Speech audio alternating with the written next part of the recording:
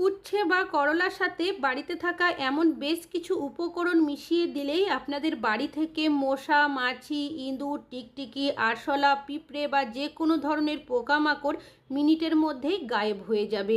তো কিভাবে ব্যবহার করবেন বা কি কি উপকরণ আপনাদের দিতে হবে পুরোটাই স্টেপ বাই স্টেপ শেয়ার করব, স্কিপ না করে দেখুন।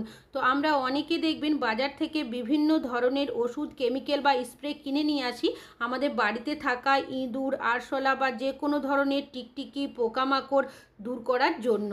এতে করে অনেকগুলো টাকাও খরচ হয়। তো আপনারা কি করবেন, নিয়ে নেবেন উচ্ছে বা করলা। যদি একটু খারাপও হয়ে যায় সেই ক্ষেত্রেও কোনো সমস্যা নেই।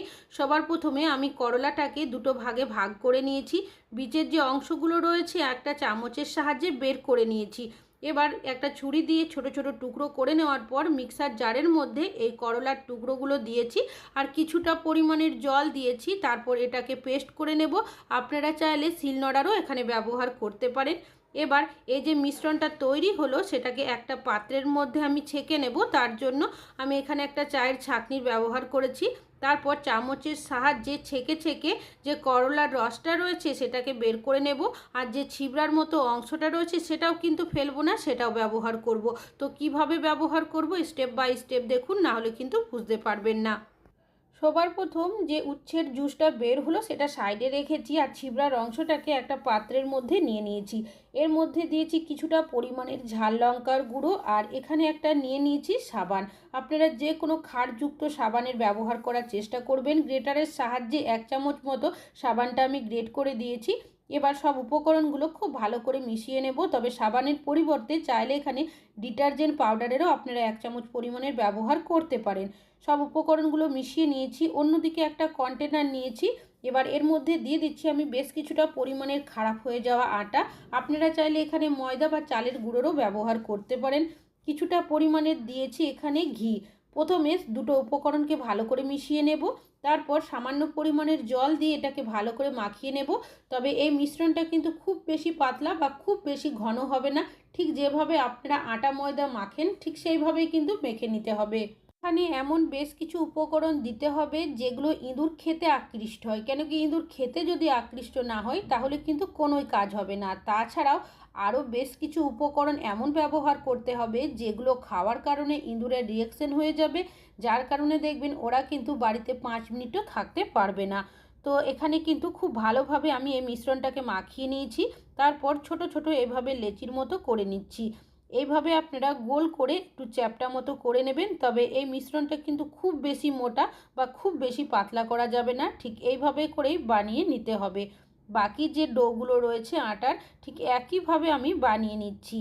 অনেক সময় দেখবেন আমাদের অনেকেরই বাড়িতে ইঁদুরের উপদ্রব প্রচণ্ড বেড়ে যায়। বিভিন্ন ধরনের ওষুধ বা কেমিক্যাল আমরা বাড়িতে ব্যবহার করি। অনেকেরই বাড়িতে ছোট বাচ্চারা রয়েছে, যার কারণে আমরা ব্যবহার করতেও অনেক সময় ভয় পাই। যেখান সেখান মরে বসে থাকে, বাজে দুর্গন্ধ ছড়ায়। তো এই পদ্ধতিটা আপনারা যদি ব্যবহার করেন আপনাদের বাড়ি থেকে দেখবেন ইঁদুর কিন্তু 5 মিনিটের মধ্যেই চলে যাবে।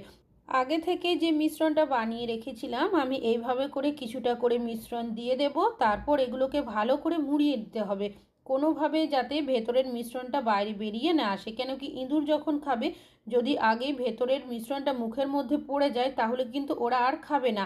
তাই অবশ্যই কিন্তু এগুলোকে একটু ভালোভাবে মুড়িয়ে নিতে হবে। এই ভেতরের যে মিশ্রণটা রেডি করেছি তার মধ্যে দেওয়া হয়েছে করলার যে ছিবড়ার অংশটা রয়েছে সেটা, গ্রেট করা সাবান আর ঝাল লঙ্কার গুঁড়ো, যেগুলো একসাথে মিশে যাওয়ার কারণে অনেক বেশি রিয়াকশন করে। আর কোনোভাবে যদি ইঁদুরের পেটের মধ্যে চলে যায় পেটে মোচড় দেবে, ব্যথা করতে শুরু করবে, যার কারণে ওরা কিন্তু বাড়িতে 5 মিনিটও থাকবে না, খাওয়ার সাথে সাথেই বাড়ি থেকে পালিয়ে যাবে। তো দেখতেই পাচ্ছেন সব বলগুলো তৈরি হয়ে গেছে। কোথায় কিভাবে এগুলো ব্যবহার করবেন পুরোটাই শেয়ার করব। তার আগে আরও একটা কাজ করতে হবে। নিয়ে নিয়েছি এখানে একটা কন্টেনার। আগে থেকে যে করলার মিশ্রণটা বানিয়েছিলাম সেটা দিয়েছি। আর এখানে নিয়েছি একটা ন্যাপথলিন। ন্যাপথলিনটা ডাইরেক্ট ব্যবহার করা যাবে না, গুঁড়ো করে এর মধ্যে দিয়েছি। এটা যাতে ভালো মতো মিশে যায় তাই সামান্য পরিমাণে ডেটল দিয়েছি। তারপর খুব ভালো করে এটাকে মিশিয়ে নিতে হবে। যদি এখানে ডেটল বা স্যাভলনের ব্যবহার না করেন ন্যাপথলিনটা কিন্তু ঠিকভাবে মেশানো যাবে না।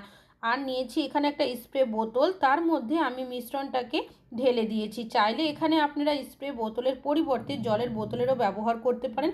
তবে ঢাকনার মধ্যে বেশ কিছুটা আপনারা ফুটো করে নেবেন। এটা কোথায় কিভাবে ব্যবহার করবেন বা কি কাজের জন্য ব্যবহার করবেন চলুন দেখে নেওয়া যাক। আমাদের অনেকেরই বাড়িতে জলের নালি বা ড্রেন রয়েছে, সেখান থেকে দেখবেন অনেক সময় ছোটোখাটো পোকামাকড়, আরশোলা বা মশারা কিন্তু বাড়ির ভেতরে চলে আসে, কখনো কখনো ইঁদুরও চলে আসে। তো এইভাবে করে সলিউশনটা যদি স্প্রে করে রেখে দিতে পারেন, এর গন্ধটা এতটাই পাওয়ারফুল, এখান থেকে দেখবেন কোনো পোকামাকড়, আরশোলা, মশা, টিকটিকি কোনো কিছুই কিন্তু বাড়ির ভেতরে আসবে না। আর যদি থেকেও থাকে, যখনই স্প্রে করবেন সাথে সাথেই পালিয়ে যাবে। তাছাড়াও যেখানে কিচেনে রান্নাবান্না করি, কিচেনের দেওয়ালের মধ্যে অনেক সময় টিকটিকি ঘুরে বেড়াতে দেখা যায়। তো কিচেনের দেওয়ালের মধ্যে যদি কিছুটা সলিউশন স্প্রে করে রাখতে পারেন, এর গন্ধের কারণে দেখবেন এখানে কোনো টিকটিকি, পোকামাকড় কোনো কিছুই থাকবে না। কেন কি রান্নাবান্না করি, কোনোভাবে যদি কোনো পোকামাকড় বা টিকটিকি খাবারে পড়ে যায়, অসুস্থ হওয়ার সম্ভাবনা অনেকটাই থাকে। তাছাড়াও অনেক সময় দেখবেন সন্ধ্যাবেলা বা বিকেলের দিকে যদি আমরা জানালা দরজা খোলা রাখি, সেখান থেকে দেখা যায় বাড়ির ভেতরে মশা কিন্তু চলে আসে। কিছুটা সলিউশন অবশ্যই এইভাবে স্প্রে করে রাখবেন, এর গন্ধের কারণে বাড়ির বাইরে থেকে দেখবেন কোনো মশা, পোকামাকড় বাড়ির ভেতরে আসবে না। ঠিক একইভাবে যদি দরজাও খোলা রাখা হয়, দেখা যায় অনেক সময় মশারা চলে আসে, বা কখনো কখনো দরজার সাইড করে দেখবেন ইঁদুরও কিন্তু বাড়ির ভেতরে চলে আসে। তো কিছুটা সলিউশন দরজার মধ্যে যদি এইভাবে স্প্রে করে রাখা হয়, এর গন্ধের কারণে দেখবেন বাড়ির বাইরে থেকে কোনো মশা বা পোকামাকড় বাড়ির ভেতরে আসবে না। এই সলিউশনের গন্ধটা এতটাই পাওয়ারফুল। তাছাড়াও টয়লেটের মধ্যেও কিন্তু মশার উপদ্রব প্রচণ্ড দেখা যায়। কিছুটা সলিউশন অবশ্যই টয়লেটের মধ্যেও স্প্রে করে রাখবেন। তাছাড়াও আর যদি দেখেন কোনো জায়গার মধ্যে মশার উপদ্রব বেশি রয়েছে, সেই জায়গাতে যদি আপনারা মাঝে মধ্যে এই সলিউশনটা ব্যবহার করতে পারেন, বাজার থেকে কোনো রকমের মশা তাড়ানোর কয়েল, ধূপ বা কোনো কিছুই আপনাদের কিনে আনতে হবে না। তাছাড়াও আমাদের যেখানে স্টোর রুম রয়েছে, যেখানে আমরা সব রকম জিনিসপত্র স্টোর করে রাখি, কোনোভাবে যদি একবার ইঁদুর ভেতরে চলে যায়, আমাদের কারো পক্ষে কিন্তু ইঁদুরকে খুঁজে বের করা সম্ভব হয় না। অনেক সময় বাচ্চা দিয়ে দেয়, বাড়িতে ইঁদুরের উপদ্রব অনেকটাই বেশি হয়ে যায়। তো যে বলগুলো বানিয়ে রেখেছিলাম, আপনারা এইভাবে যদি দিয়ে রাখতে পারেন, যখনই ইঁদুর এই দিক দিয়ে আসা যাওয়া করবে বা যদি থেকেও থাকে, কিছুক্ষণের মধ্যেই দেখবেন বলগুলো খাবে, খাওয়ার সাথে সাথেই বাড়ির বাইরের দিকে পালিয়ে যাবে। তাছাড়াও যেখানে গ্যাসের সিলিন্ডার রাখা হয়, তার পিছনের সাইডটা অনেকটাই অন্ধকার মতো জায়গা থাকে, অনেক সময় এদিক দিয়েও আসা যাওয়া করে, কখনো কখনো ভেতরের সাইডে থেকেও যায়। তো এইভাবে বলগুলো দিয়ে রাখবেন, যদি ইঁদুর আসা যাওয়া করতেও থাকে, সেক্ষেত্রে দেখবেন আগেই কিন্তু বলগুলো খাবে, খাওয়ার সাথে সাথে এমনই একটা রিয়াকশন হবে, ওরা এখান থেকে পালিয়ে যাবে। যেখানে ফ্রিজ থাকে, আলমারি থাকে, টেবিল থাকে, রাতের অন্ধকারে অনেক সময় দেখা যায় ইঁদুর কিন্তু ঘোরাঘুরি করতে থাকে, অনেক সময় ফ্রিজের বা ওয়াশিং মেশিনের তারও কিন্তু মুখে দিয়ে কেটে দেয়। তো এইভাবে বলগুলো দিয়ে রাখবেন, যদি ওরা এদিক দিয়ে আসা যাওয়া করেও থাকে রাত্রেবেলা, দেখবেন আগেই কিন্তু এই বলগুলোই খাবে, খাওয়ার সাথে সাথেই দেখবেন ওরা এখান থেকে চলে যাবে। আর ইঁদুর কিন্তু আমাদের বাড়িতে আসে খাবারের গন্ধ শুকেই।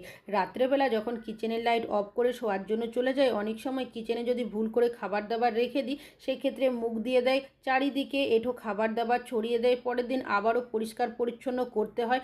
আর আমরা যদি বুঝতে না পারি, কোনো কারণবশত কিচেনে বিভিন্ন জায়গায় জিনিসপত্র নামিয়ে দিই, না ধুয়ে ব্যবহার করতে গেলে শরীর অসুস্থ হয়ে থাকে।